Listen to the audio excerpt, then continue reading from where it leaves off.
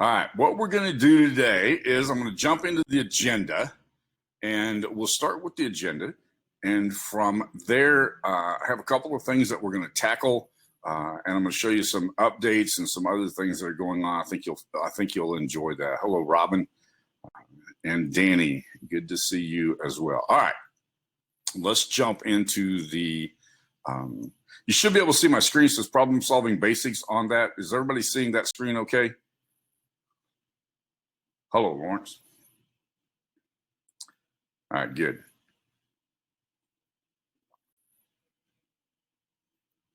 In 25 years working with businesses, nonprofits, schools, educational institutions, those kinds of things, I've discovered that oftentimes people have a problem. There is something that's blocking that problem, and you can always break that down into three parts. I'm going to cover this real quickly. I've actually talked about this before, but those three parts involve the product, the person, or the process. Now, 25 years plus experience, I can tell you that 90% of the time it's in the bottom part of this. When you take a look at this slide right here, the product, person, and process, most of the time it's either the person or the process. It's not the product. And if you understand that and keep that in mind as we go through this transition with Youzign, you'll be a lot better off. Maybe what the problem is you have a problem with the process. Maybe you're not up to speed on what's going on and you miss some part of the process. Or maybe you just have this block. And sometimes that happens. When I first started training people using software, I discovered a really simple thing, that people who were resistant to change were virtually impossible to teach. And they always blamed something else. They always blamed their instruction, or they blamed the product, or they blamed something else. So it always falls down to those three parts. Hey, Wayne, good to see you. I miss anybody else?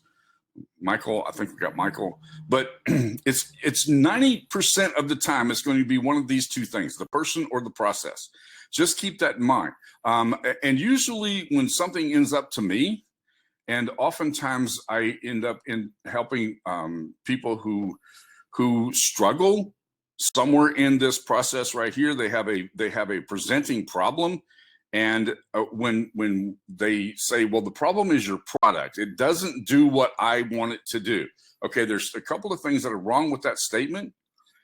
And this is, if it comes to me, I'm usually brutally blunt with people, and that is, there's 18,000 people using the product right now. So let's figure out what your process is, because maybe the process is broke instead of the product. And most of the time, that's it.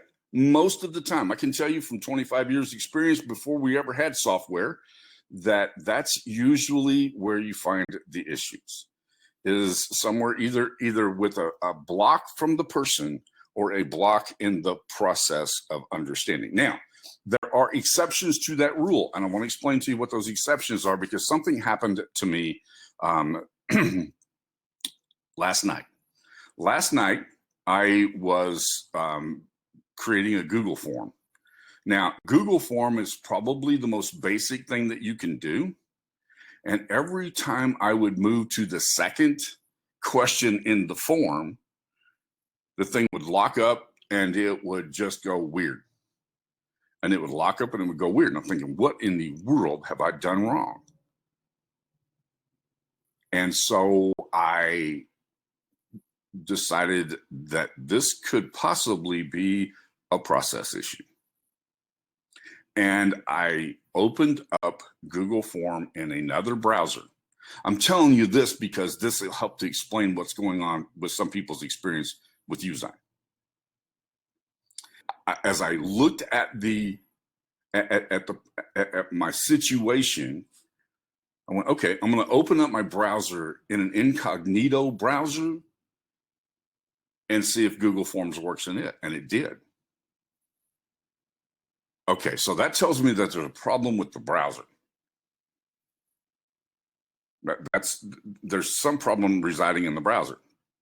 So what I did was I created the Google Forms in incognito, copied and pasted the And yes, the incognito browser that I used was Brave.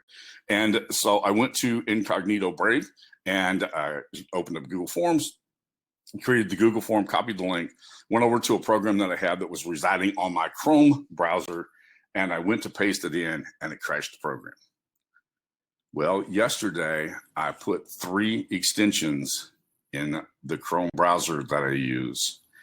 And one of them obviously is a conflict. It was really late at night last night, and I started my morning this morning at 2:30, so I haven't had time to wade through it. But guess where the problem's at? It was not with the product. It obviously wasn't Google Forms, and it obviously wasn't the other program that I was using. It was something in the process of the browser that I was using. So we have to understand that, right? Does that make sense to everybody? Sometimes you look for the problem in the least likely places. Last Sunday afternoon, my practice is that I open up Youzign and I play while football games are on because I have attention deficit disorder. And so I need something to do during timeouts and half times and commercial breaks and all that kind of stuff. So I was fiddling around. And I clicked on something and I got this message that said, you have an extension that is determined to be dangerous. I looked at it and I don't recognize that extension from anywhere. I went in the back end and I looked up and I discovered that that extension had been added to my browser 3 days ago. I did not add it. Y'all following what I'm talking about here?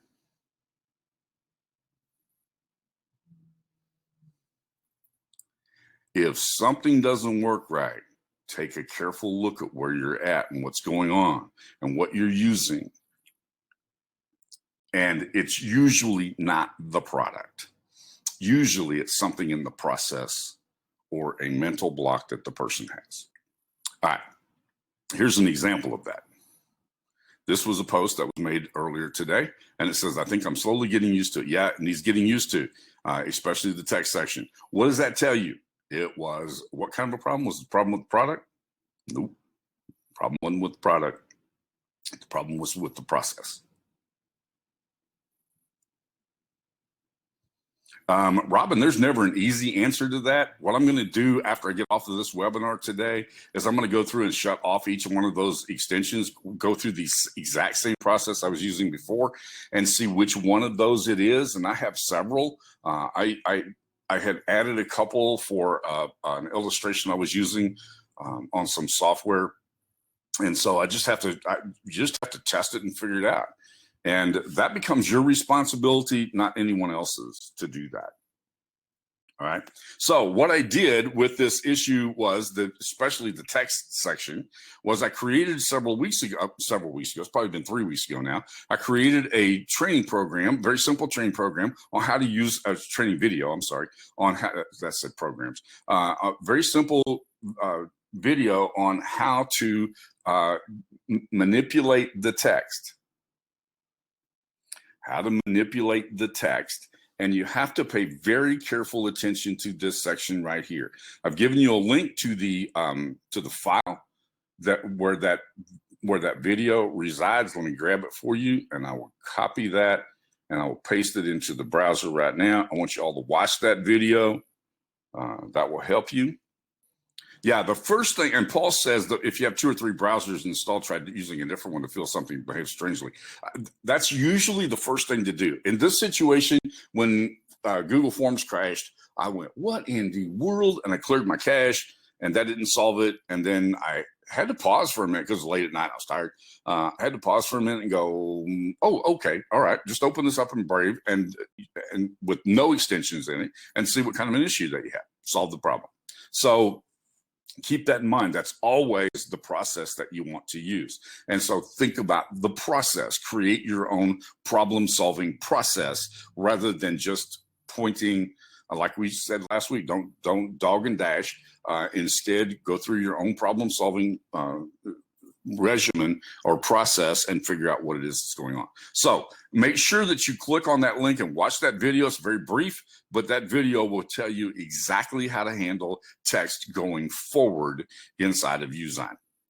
All right. And if you can't find that, then just search inside of the group, put the, if you type in test results right here, or if you type into the search area the word text, then that's the first video that shows up. Okay, that's the first video that shows up. It's right here. And this post says the thing that you'll have to spend the most time getting used to is the text. How you manipulate the text in HTML5 is going to be different than it was in the past with Flash. Okay? Hope that makes sense to everybody. Let me give you some quick updates here. As of today, undo and redo is now live. You'll see that when we go into the onto the canvas in just a little bit. So you can now undo and redo. Remember, that's having to do with your operation since you've loaded that image and manipulated it. Then undo and redo begins at that point. Save session is now live, and let me explain to you what save session is. It's when you get this picture right here when you log in and you open up the canvas. All right, that's what this is. That's the save from last session. And then we have font uploads and groupings coming. Paul, would you take just a second and type in what the plan is with the font uploads? We all understand what's happening with grouping, but just type something in about the font uploads. If you would do that for me, please, I would appreciate it. Yeah, next week we'll handle that, but it's coming. It's coming. I just wondered if you could give us a little address on what that is. What your plan is with the font uploads. Is that just the system fonts? Is that what we're talking about when we say just the system fonts? Because we get a lot of questions about system fonts. And I think the biggest question is, will system fonts be handled differently now that we're on HTML5? I think that's a question a lot of people have. Now, wrapping up this thing about problem solving and updates and everything else, I have two books that I keep in my office all the time. I have two books that I always keep in my office, and it's because I spent a few years. I grew up in around the construction and oil field industry, and I have these two books I've had forever, and they are about woodworking jigs, and it always reminds me of what we're talking about finding a solution to the problem. All I have is a table saw, and I need to cut a circle. No problem. I can show you how to cut a circle. It's in this book right here. I don't have a clamp that's big enough. No problem. I can show you how to make a clamp that's big enough out of what you have. It's taking what you have and using it to solve the problem. Just a reminder. I keep this on my desktop, and it's a reminder to me all the time that there are solutions with the things that you have to make those things work. Okay, so Stephen, you understand what I'm saying when I talk about being able to cut a circle with a table saw. All right, next thing I want to address this morning is this. We're reintroducing the brand makeover challenge, and so that link to the brand makeover challenge, let me give you the link so that you can go there and check it out. We're going to take 100 people through the brand makeover challenge in 30 days. And that's it right there. Please watch the video. I'm not going to play the video. It's a little long. It'll take up most of our webinar. but please watch the video that comes up. Check out the system. We're only going to make this available for a week. And the cool thing is that the first 30 days, the first 30 people who sign up will get a free logo created by our team if you sign up, and if you're one of the first 30 people to sign up. There is a cost associated with that, and you'll find that I'm scrolling through this rather fast. I apologize for that, but I want to get down here to we have a whole new branding for the brand makeover challenge, and this is where we create the brand for your business together, much like we did with Sheila a while back, and I actually even did that for myself. So this is the skinny on what we're doing in that 30 days, and this is the This is the week to week, the customer hero, the brand strategy, the brand identity, your touch points. It also comes with the software that creates those assets for you in the right place where you will use them. And then we also, in a bonus week, add the branding agency. And so this is the ability to be able to offer that service to other people. So you want to make sure that you understand what's involved in that brand challenge. I'm going to show you, I'm scrolling down here to the bottom. This is a team effort. This will be Berkshire, myself, and Rose. And so we will provide the support that you need, and you'll get what you need from there. Okay, Tony, I'm gonna show you a workaround for that when we get to the canvas in just a minute. Okay, Tony's asking about the crop tool. There's two different crop tools. Okay, one has to do with cropping the canvas. The other one has to do with cropping an image. The cropping the image, I believe, is working, and the cropping the canvas is not working yet. So that's kind of the answer to that question. Okay, so this is, make sure that you click on that link, don't lose it, and check out the brand makeover. And that's the link right there for people who need that access to that. I was going to show you a couple of things with the slick tricks with the background tool, and I'm going to do that. I should be able to do that today. I'm going to make some critical decisions about time, and I don't want to take too much time on any of those topics. Kind of want to focus a little bit of attention right here, and that was with two. I want to take two of these. I want to go through a bunch of stuff that's going on in the program, but I also want to address these two design trends that are coming up in the future. Okay, does that make sense to everybody? If you have any questions, post the questions. I'm probably not going to answer as many questions. I'll answer your questions here, but probably not do as many Canvas demos as I normally do during this time when people ask questions, simply because I have a lot of stuff I want to cover. So if anybody has a question, post a question here. That way I can kind of think about it as we go. Let's open up the canvas. This image we created a few weeks ago. I put it in a GIF. I showed you how to make a GIF with that image right there. And then when I opened it up, I want to show you something here. When I opened up the image, it looked like this, okay? And I'm looking at, what is the update on image preview? You don't know. Are you talking about the preview on the dashboard? When I opened it up, it looked like this. So when I clicked on the edit button for this image from the dashboard, it looked like this. That is not the way that we left it when we created it. And I've noticed this, that some of these converted images, the border around the outside of this gets huge, because it should look like this. And instead it looks like this. Now, I've seen a couple of people make comments about that, and they just swear up and down everything's gone wrong and it's broken and nothing works and it's a disaster. Fact is, turn it off, turn it back on, it stays the same, so you reduce the size of the border. Not very difficult. Now, it might be me and it might not be me. Paul, can you take a look at this? It appears as though, now, this, Paul, take a look at this. I think this side over here, the one on the right-hand side, is a little bit thinner than the one on the left-hand side. It looks like it's got a little bit of a shadow. And yes, Brian, the answer to that question is yes. You will be required to register new and pay to be a part of that. But yes, the answer to that question is yes.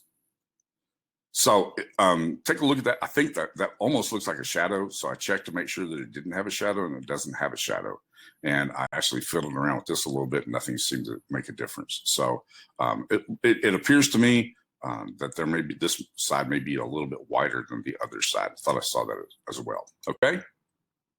But this is, this was a previous image that I had, and it is now fully functional, does exactly what I wanted it to do. Haven't lost anything. Yeah, I saw that on a couple of objects, Paul. Just didn't notice it until just recently. I think yesterday or today was the first time I saw that. Lacks a crispness on this side. Almost looks like it has a shadow on it on the left-hand side. All right, that's the update on importing or bringing something in from your dashboard. Just pay careful attention, pay very careful attention to a couple of things, and make sure that we don't have, that you don't just freak out about this. Instead, do what we were talking about a while ago, figure out. And the reason why I put the border around the outside of it, y'all remember why I put the border around the outside of it, is because I wanted to leave it white and I needed a border in order to make it show up. And that was part of the process that we used before. This is what I was talking about the text a while ago. When I click in the text image right here, I have all of these tools available right here. And the way that I increase and decrease the size of my font, the way I increase and decrease the size of my font is I use this tool right here. And I can make my fonts different size here. How do you understand that? You don't do that. You don't do that by using these corners anymore. Any graphics program that's using fonts inside of the program on an HTML5 platform, you can't grab these corners and just move them around. What you have to do instead is you have to use this tool. And sometimes what will happen is your box will be too big. And so you want to change the size of your box as well. That's appearing in an image like that. And I can change the size of my container that is holding this text image. Does everybody understand that? And do you have any questions about that? That's covered in that video that I gave you, but I want to make sure everybody understands that. Tony, that's the coolest story. I'm going to read Tony's story. He said, thanks for showing us this a few weeks ago. He said, I made a GIF for a fence company showing how to fix a broken gate latch. Got paid $300 for an hour's worth of work. Absolutely. That's the reason why we do this. I want you all to understand that you can use the tools that we have here and use it to generate a decent income, as long as you understand what they are. But remember, people pay you to solve problems. Okay? They pay you to solve problems. I think Paul's responded to my question about the border issue right here. And I think that makes sense because I had not seen that on other platforms use HTML5. So at this point, that's not a major issue. It's a slight issue in this particular graphic, but it's not a major issue. And you know, if you can get to that, that's great. There's a couple of other things that need to happen first, okay? Now, the crop tool I was talking about before is not available here yet. So where we did do the crop last week was we did the crop using the background tool. Okay, so you can still use that as well. Again, what tools do you have? How do we make them work? How do we accomplish what it is that we're after? And I think that's really important to remember that process. That's the reason why I started with that, is that if you run into something that that feature is not available yet, there's always multiple ways to do the same thing. Always, always, always multiple ways to do the same thing. Now, I could do this. I can actually create this with this border issue. All right. I can fix this border issue by doing this. I'll create another triangle here. I'm going to make this triangle, try to make this triangle close to the same size. Yep, that's what I want. I want it to be just slightly bigger than the other one. All right. And what I'm going to do is I'm going to move this back. We have a couple of layers on here. So I'm trying to get it behind the dollar sign and then behind the triangle.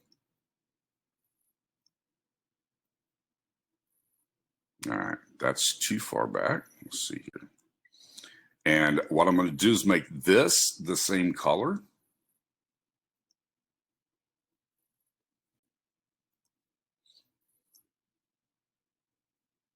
Now I'm going to have to send this out of the way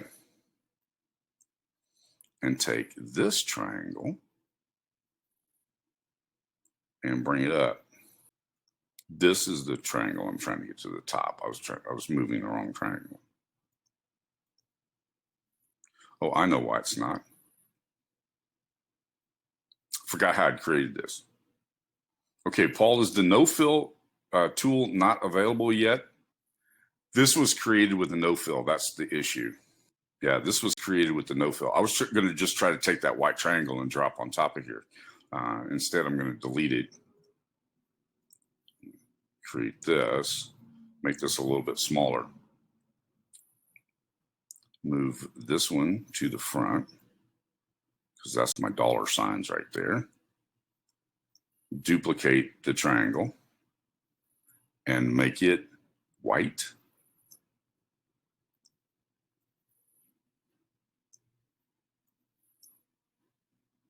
I need this one right here to be just slightly larger, or the other one to be slightly smaller.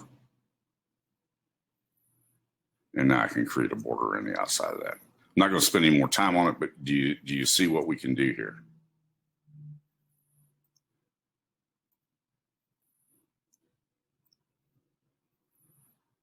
Yeah, I assumed that when you said the border thing, I assumed that that was an issue. So not until we have the group tool available, Gemma, not until we have the group tool available will we be able to do that. And then it looks like that. And learning how to deal with those issues is extremely important. Paul says that there are some missing issues with HTML5 that we did have with Flash. That was one of the reasons why we waited as long as possible. And so there's some things we're just going to have to learn to deal with, and we just have to deal with them. And that's the reason why we take you through this process, to show you that there's multiple ways to accomplish the goals as we go. So, okay.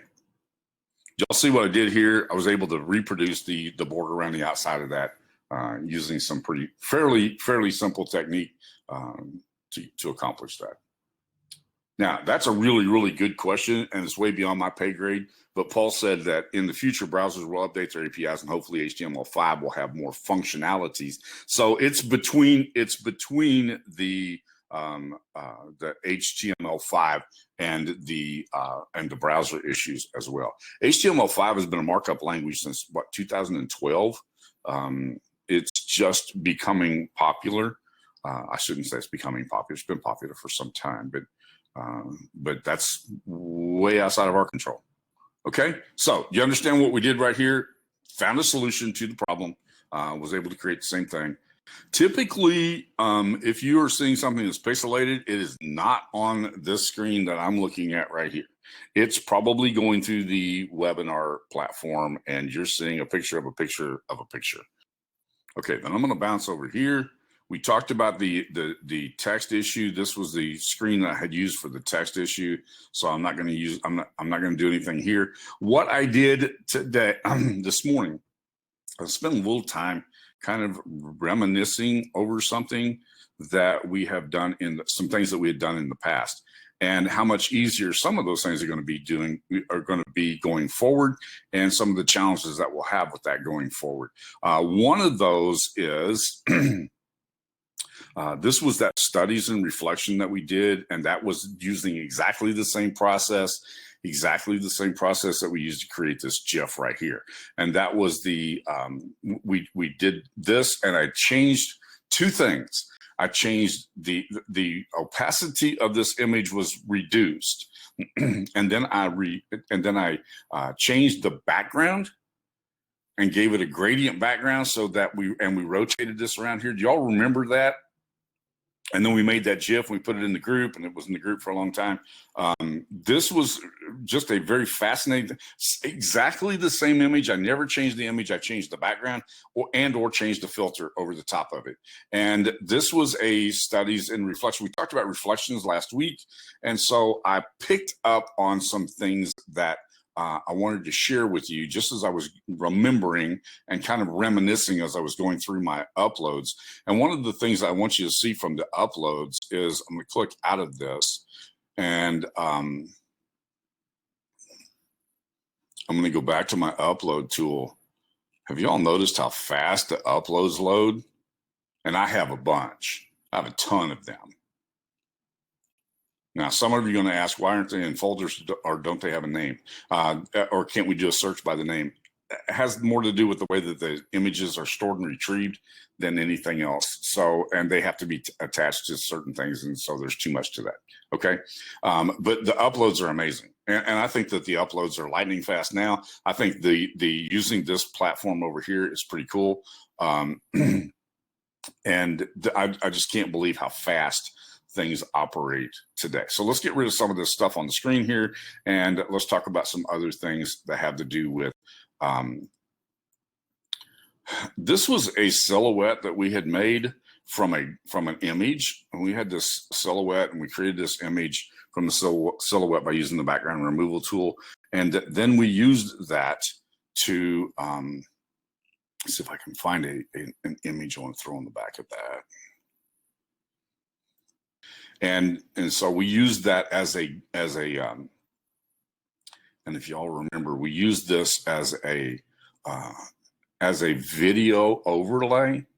We created a video. We had a video that played in the background of this. This was the overlay of the video. It was pretty awesome. I'll get rid of that. Just wanted to remind you of that. This was we had some silhouettes that we threw in. Silhouettes are perfect for the reflection issues. And so if you don't have exactly what you're looking for in a silhouette, we had a silhouette package that we offered years ago. And I still have several of those silhouettes in my uploads, and they make really, really cool reflections. And there's a couple of ways to do the reflections. One of them is you duplicate the image, and then you select the image and you flip it. Then you come down and you put them together like that. Let me get this out of the way. And you can see, can you see this? Let me get the background out of here. I had to put all of these in the sync because I had so many windows open.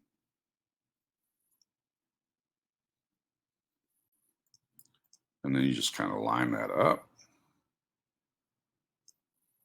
That's one way to create a reflection. And you find that tool over here. One of the things that I've noticed that you'll have to pay careful attention to, and I think this is what people are running into sometimes and saying that certain things don't work. If I have selected this and I make an edit here, I'm liable to click back in this, and notice my toolbar has disappeared over here. You see that? People are saying, well, the toolbar doesn't work. Yes, it does. Remember, Clickology 101, click out of it, click back into it. Guess what happened? Take one more click. Just take a couple of clicks and find out. And I think what happens is that people do this one time, and then they click back in. It's like the toolbar disappeared. That's because I'm in the editing mode, all right? When I'm in the editing mode, I can't change this over here. I need to deselect that, select back into it. Think about a computer program like a calculator. Do y'all remember when the handheld calculators came out and they had the all clear button on them? Sometimes you need to clear your calculator. And clicking outside of the thing that you're working on and back into it will make the toolbar appear. Does that make sense to everybody? All right. Couple of ways to make the reflection. I'm going to clear this. We'll talk about the last one here, because this is one of those things that I will never forget. The story about this image is the reason why I've been doing these webinars now for 5 years. Okay, this image right here, I made a reflection out of. I got on one of the very first webinars Bertram was on. He said, I'm looking for somebody that would be willing to do the webinars for us. Could you make a 1-minute video if you're interested? And of course, you know, I said, yeah, I'll be glad to do that. And I'll make a 1-minute video. And the 1-minute video, the requirement in the 1-minute video was show us something that you can do that you could train somebody on and create a 1-minute training video. So I took this image. Somebody had given me this image and said, I need this to be a book cover. Well, what's the problem with this trying to be a book cover? It's going the wrong way. It's too small. It's the wrong shape for a book cover. So I created a book cover out of it. Gave it to the client, Tony. I got paid $300 for that 5 years ago. I paid $300 for creating a book cover out of this right here. And so good for you. I like that dollar amount. That's a great dollar amount, by the way, just so you know, because great minds think together. So now with the background removal tool working the way that it does, we have some really cool features that we can do with this. And I'm telling you right now, I've not done this. So you're getting a chance to see me do this live. Remember, I did this in a 1 minute. The video ran over by 17 seconds. And I sent Bertrand the video with an apology for the extra 17 seconds, but I created a book cover out of that image by removing part of, by actually creating a, and what I did was exactly what I showed you a while ago. I duplicated the image. I then flipped it, took the image, put it together like that, then reduce the opacity of this one. And there's my reduce the opacity tool. And then in my background, I made the background really dark in this lower part because I can use the gradient background over here on the left-hand side. I used the gradient background and I used a dark background like that. And the top part, I made much lighter. Like that. Put that in the bottom. And you can see how this gets darker and this gets lighter up here at the top. Just as a quick demonstration. You see that? And then I cropped it and I made a book cover out of it. It was quick, it was fast, it was easy. Now, the question is, can we do exactly the same thing by using the reflection tool and the background tool? Right? Y'all with me? How's that sound? So with absolutely no prior practice to this whatsoever, except for knowing that there is a way to do it, I'm going to open the background tool. And I'm going to use, where's my little tool at over here? I'm just going to make sure that we have the entire image. And now I'm going to crop that image. Because earlier the question was asked about the crop tool. If you can't crop, you can. And I can show you right here. The problem is I don't have that right. So let me go back out of here. I have a little space in the middle right there that I need to save. All right, now I'm gonna open up this in the crop tool. And I've now cropped. You see that? I'm gonna make it smaller so I can allow enough space down here at the bottom to do my reflection. And I'm going to use that little ball in the middle to determine where the middle of the extra space is. Everybody understand where I'm at? Any questions so far?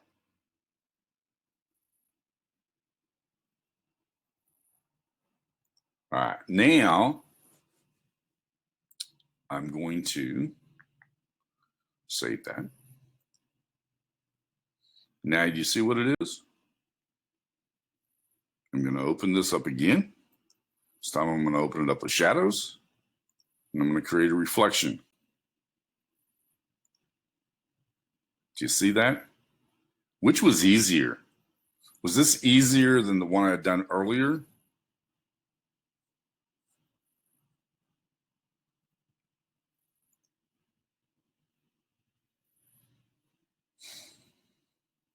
I'm going to increase the opacity.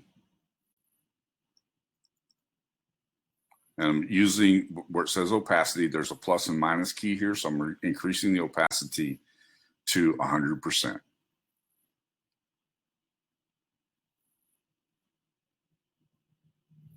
I'm going to save that. I'm going to call it done. What do you think? I actually think that that was easier, and I think the results are better than when I had done it originally 5 years ago. Robin's asking, how do we create a full-length reflection? The answer is you have to do the process that I showed you the first time. Mark, I'm not sure I understand exactly where you're going with that question. Could you go back to the shadow part? The shadow is where I did the reflection at. The shadow is actually what creates the reflection. It's in the shadow tool that I find the reflection tool. And, you know, if this was full size right here, and I didn't have any overhang on the side of this, then I could play with the image over here. And actually the upper half of this is, if I reduce the opacity on all of it, then I'm going to reduce it on the whole thing. So I kind of want to maintain the opacity at the top up here. Did that help answer your question, Mark? Do I need to go back into the screen and show you, or do you understand what I was talking about? You get the reflection when you click on the shadow tool inside of the background removal tool. But this is where you can play with this lower image down here. I'll make that significantly lighter. You're going to see that's going to fade into nothing. So just keep that in mind as you're creating this. This reflection is going to be, it's not going to be a full length, and reflections rarely are. Honestly, reflections are rarely full length. You can look at a million of them and they usually fade out at some point. And that's the reason why I kind of like to use the gradient and make that gradient background a darker color, because it kind of demonstrates that fading into nothing. Yeah, exactly. And that's a really, really good question, Dave. That's a really good comment, Daisy. This is the section down here where you might put other additional information. Keep in mind, this should be a full size right here. The image should fill the entire screen. I just grabbed it and stuck it in here for right now. What I would probably do in this case, because I don't want it to be symmetrical, so what I would probably do is this. Make this smaller so you can see that area. Right down here is where I would put, and I'm going to show you something that I think is missing sometimes. I'm going to put a, again, click out of that, click back into it, grab the color right here, make that color white so it's easy to see. I want this to be smaller. So I'm going to make that about, I have this funny thing about 54. So I'm going to make that 54. That looks better. And I'll make my box smaller. Oh, that's too big. Now this is easy to manipulate, move around. That would be this. Now, let me show you a little trick. I had a guy call me, good friend of mine who uses Youzign on a regular and daily basis. And he said, I'm still awaiting the HTML5 for my, for an image that I used for clients several years ago. And so we had a back and forth about that for just a couple of minutes. And then I said, can you reproduce the image? He said, of course I can reproduce the image.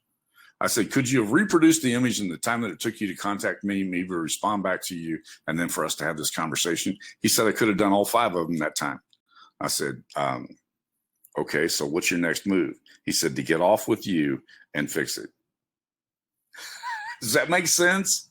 Lucy's asking a question about adding a photo logo, and the answer to that question is yes, most emphatically.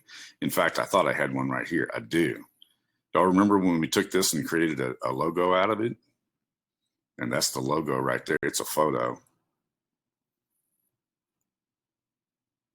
Because it's black, it's a little hard to see, but that's it. That's a photo logo. So the answer to that question is yes. So let me show you one more trick and then we'll be done. All right. The funny part of it is we got a good laugh out of it as well, Kat and Kim. We did. Let me show you a little trick. If I take this content right here and I do this, I'm going to grab a vector image. I'm going to do this because all he had to do is change a word. That's the only thing he had to do is change a word. That's not the one I want. All he had to do was change a word. He didn't have to do anything else. Just change a word. So I said, you know, if you created those correctly to begin with, you wouldn't have that problem. And I'm about to show you how to create that correctly to begin with. I'm going to create an author section down here where the author's name goes. I'm going to move it back so that this appears on top of this. And now I'm going to make that image, that box that I put there, that banner across the bottom, I'm going to make it black. Now, if I save this image and I want to put a different author's name on it, what I can import the image. I can upload the image. Y'all with me? I can upload the image. So if I save the image,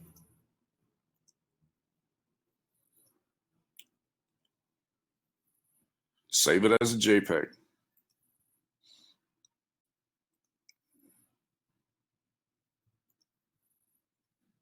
I'm going to upload the image. This is the thing that people said was slow.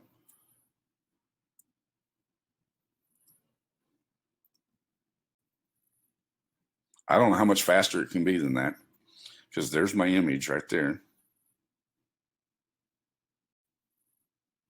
And I'm going to get rid of everything behind it.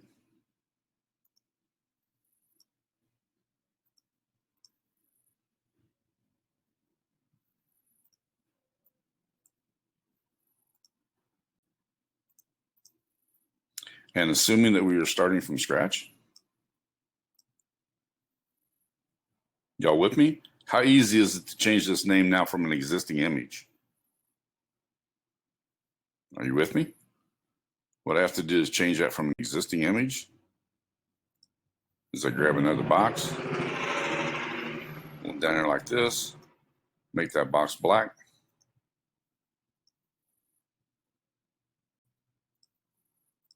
And put another title on it.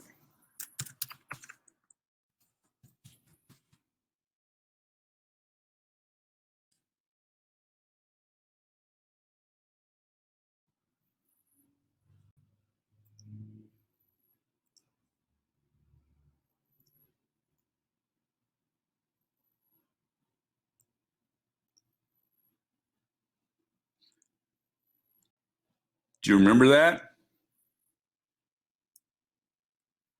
What I did was in the design itself, I eliminated future issues. And I've now preserved this exactly the way that I created it originally. I don't have to worry about saving. I've saved it as an image. And it appears over here in my uploads as soon as I get to the top. Because like I said, I have a bunch. And there it is. Anywhere I wanted to. Basically, Sheila, the answer is anywhere I wanted to. I have this funny thing about, I don't like to have things centered. I don't like to have my titles centered. So what I would probably do in this situation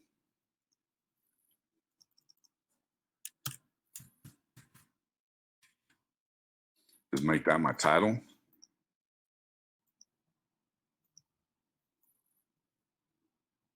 Now, obviously, this is going to have a different background to it, and this would have filled the entire space, right?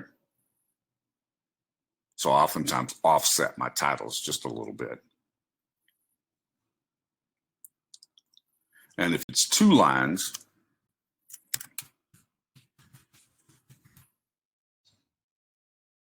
again, get my tool up here, and this time I'm going to right justify it, and I can move it over to the side like this. No, it's not. Mark's asking if the color selector brush is working yet. That was the reason why we uploaded those things last week, having that already has the code right here, just to show you there's a way to make this work. And the way you make it work is you grab the color palette that you want, and you have your color code right there until we're able to select those. Again, I'm showing you the process for doing this. I'm not showing you the perfection of how to do it. All right, that brings us to the top of the hour. So with that, it is time for us to call it a day. But thank you so much for spending your Friday with me. Hopefully this has been helpful to you, and you will be able to have a wonderful, wonderful weekend. I have some big plans for during the Chiefs football game to be able to play with Youzign during timeouts and halftime, because that's what I do. All right, thank you very much for coming in today. I look forward to talking to you next Friday, same time, same place.